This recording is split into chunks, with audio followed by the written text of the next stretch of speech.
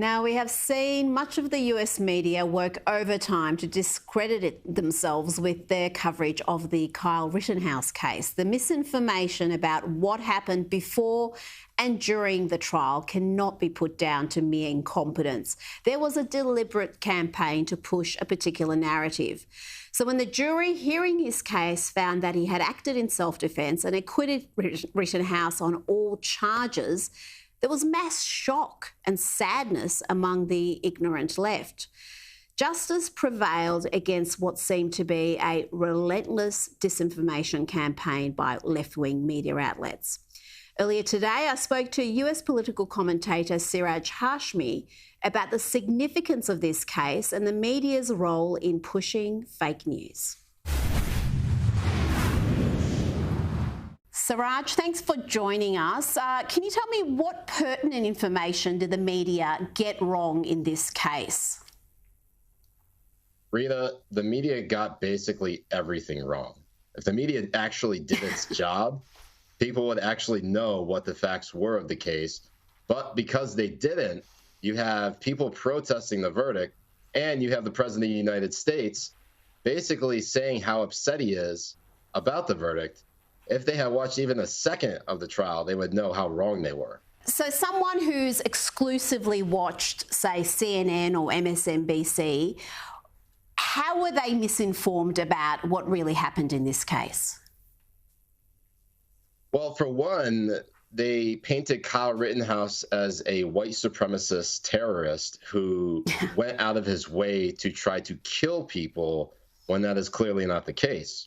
Someone asked him to help protect one of the businesses in Kenosha on the third day of rioting, and he came with a medical kit as well as a fire extinguisher, and he was armed with an AR-15 because it's a riot situation. He's not an idiot. Even if he was 17, he's not stupid. So for someone like him, who went and lives 20 minutes away from Kenosha, he lives with his mother in Illinois, yet his father lives in Kenosha as well as his grandmother. And he's also been in Kenosha many, many times. So it's one of those things where people say he has no right to be there. Well, the people riding there, what gives them the right to be there? If anything, Kyle has more of a right to be there than anybody else. He's out there trying to protect businesses and save people from burning. There was a dumpster fire that he actually put out that was about to be barreling towards a gas station that was going to explode. And what also people seem to be missing is that with respect to these people that he shot, you have the two of which, Jacob Rosenbaum was a 5-time convicted pedophile, a convicted child rapist, I should say.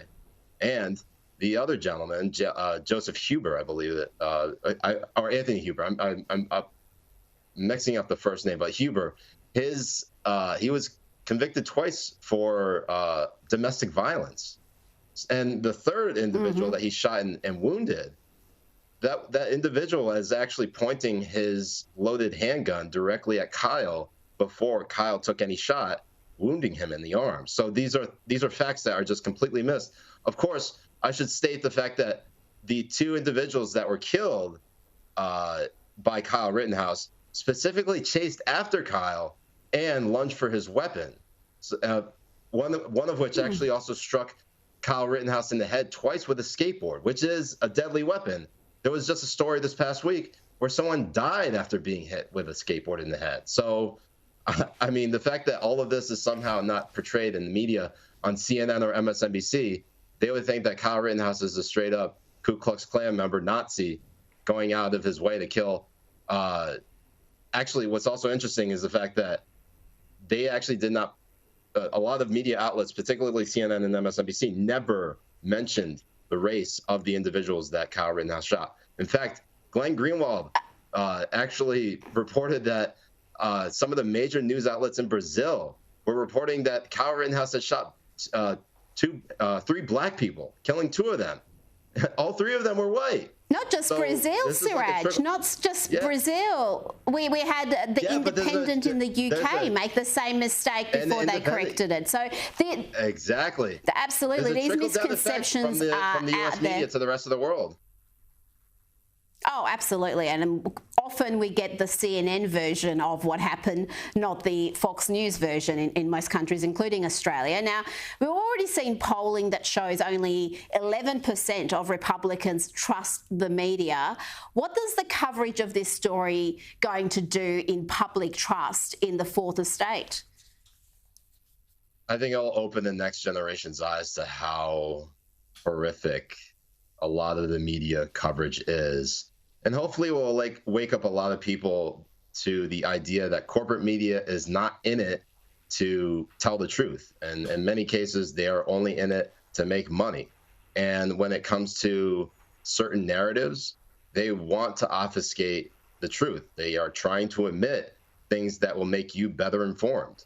And I think you're going to see a rise of independent media figures, such as myself and others, try to break the mold and compete with some of these corporate media entities and actually give them the truth rather than try to just, bust clicks. Now, Siraj, it's interesting you say about the independent media, because the outcome in this case may have been entirely different if it wasn't for independent media being there at the coalface, getting the footage, including footage of Kyle being attacked, being hit with a skateboard, being kicked. If that wasn't there, perhaps the outcome of this case would have been different. Absolutely. And in the same instance, you could also look at the killing of Ahmaud Arbery and the trial of Gregory and Travis McMichael and William Bryan. There actually was no charge against them for his murder until video evidence was released by them, by Gregory McMichael, to social media and other news outlets to try to paint them in a better light. Ended up backfiring. In the case of Kyle Rittenhouse, if there was no video evidence that he did any of these things, and it can portrayed the context that the prosecutors and many in the corporate media were trying to paint him as, they probably would have been successful in getting him convicted of those charges. And unfortunately, murder. While we have to rely and jail for the rest of his life.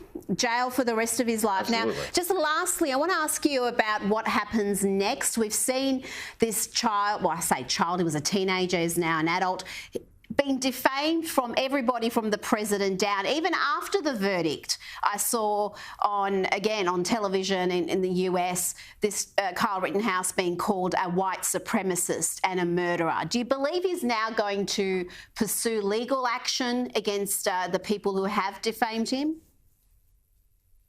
Well, I think there are going to be a lot of people in Kyle's ear. And while he is 18 and he is technically an adult, I'm sure there's a desire for him to try to get back to a sense of normal in his life. But ultimately, there's not going to be a Kyle Rittenhouse life before everything that happened in Kenosha. This is his life now.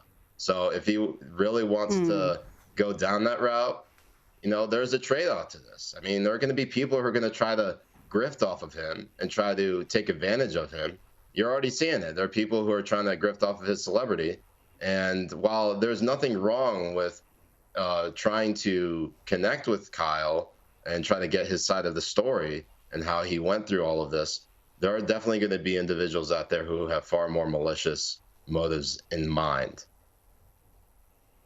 But I think there also needs to be some accountability, Siraj. If you go on television and call this guy a white supremacist with zero evidence, then there's got to be some consequences, because otherwise they're going to continue to slander and defame people at will. Siraj Hashmi, thank you so much for your time today.